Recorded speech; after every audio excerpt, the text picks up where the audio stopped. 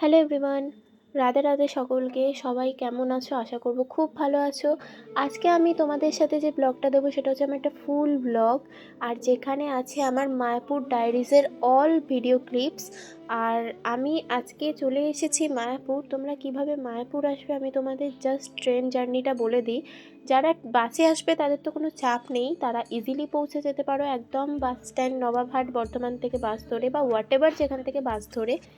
But তোমরা যদি ট্রেনে আসো সেক্ষেত্রে তোমাদের যে রুটটা হবে সেটা হচ্ছে বর্ধমান টু ব্যান্ডেল। ব্যান্ডেলের ম্যাক্সিমাম যে ট্রেনগুলো কাটোয়ার দিকে যায় সেগুলো 6 কিংবা 7-এ দেয়। আমরা একদম 7 নাম্বার থেকে ট্রেন ধরেছিলাম। তো তোমাদের কারণ রুটটা হবে বর্ধমান টু কাটোয়া ডাইরেক্ট কোনো ট্রেন নেই, আর দ্যাটস ওয়াই তোমাদের বর্ধমান টু ব্যান্ডেল আগে আসতে হবে, আর তারপর ব্যান্ডেল থেকে তোমাদের যেতে হবে কাটোয়া লাইনের ট্রেন ধরে নবদ্বীপ ধাম।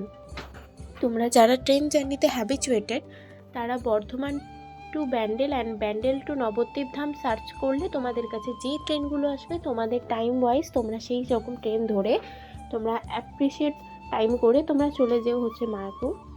আর এই যে বেদিক টেম্পলটা আমার অপোজিটে দেখতে পাচ্ছ, এই বেদিক টেম্পলটা হচ্ছে মায়াপুরের সবথেকে সুন্দর এবং এশিয়ার বৃহত্তম যে টেম্পল, যেটা এখনও আন্ডার কনস্ট্রাকশন।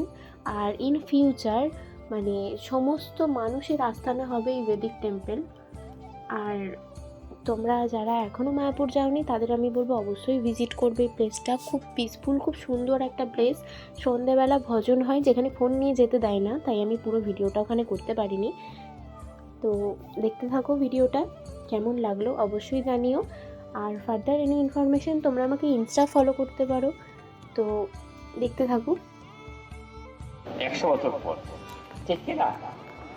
ঠিক তাই এই কলিযুগের জন্য মহাপ্রভু কঠোর পরিশ্রম করে আমাদের হাতে সেই অমৃতময় নাম তুলে এনে দিয়েছেন, যা খুব সহজে সে হাজার লাখো বছরের থেকেও অধিক অধিকতর এগিয়ে যেতে পারে।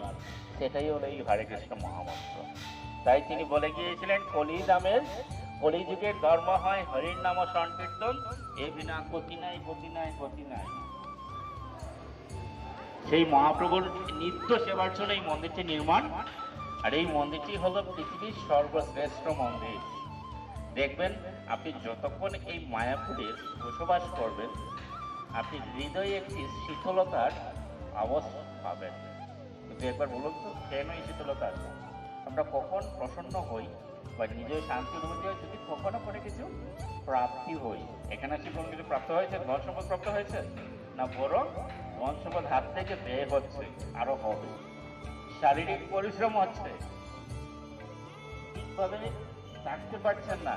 যেখানে আপনাকে থাকতে দেওয়া হচ্ছে সেখানে যদি আপনার অন্য কেউ নিমন্ত্রণ করে নিয়ে যায়, সে বাড়িতে প্রবেশ করার আগে বেরিয়ে আসবে। কেননা যে কোনো জায়গায় বসে থাকতে হয়, কেউ আপনাকে ভালোভাবে কথাও বলে না, তবুও এখানে মানুষ আছে, আপনারাও আছেন।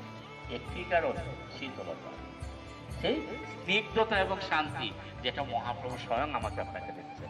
হরে কৃষ্ণ। এবং এই মন্দিরের উপরে রয়েছে গ্রিন কালার, গোল্ড কালার, এবং যেগুলো চতুর্দিকে পাথর দেখতে পাচ্ছেন মতো আপনাদের কাছে নিয়ে দেখানোর প্রয়াস করানো হতো। এই যে এখানে 3টি মন্দির নির্মাণ হবে, মাঝখানে যে মন্দিরটি নির্মাণ হবে সেটা হলো পঞ্চতত্ত্ব। ডান দিকে রাধা মাধব, বাঁ দিকে গুরু পরম্পরা এবং জগৎগুরু শিলা প্রভুপাদ। এই যে আমাদের মেইন মন্দির দেখেছেন, একজনে রাধা মাধব রয়েছেন, অষ্টসখী রয়েছেন, আর একদিকে ভগবান নরসিংহদেব রয়েছেন, আর একদিকে দুহাত তুলে পঞ্চতত্ত্ব রয়েছেন। সেই পঞ্চতত্ত্ব কারা জানেন? কাদের নাম? তাদের নাম জানেন সবাই? বলুন তো দেখি, সবাই বলুন, পঞ্চতত্ত্ব কারা বলুন। তার মানে গোটা কয়েকজনে জানেন আর সবাই জানেন না। তো একবার আমরা সেই নামগুলো উচ্চারণ করি। সবাই দুহাত উপরে তুলুন, সবাই যে যেখানেই আছো সবাই। দুটি দেশের পাথর ব্যবহার করা হচ্ছে। এই মন্দিরের কাজ শুরু হয় 2010 সালে, এবং এই মন্দিরের উচ্চতা রয়েছে 350 ফুট।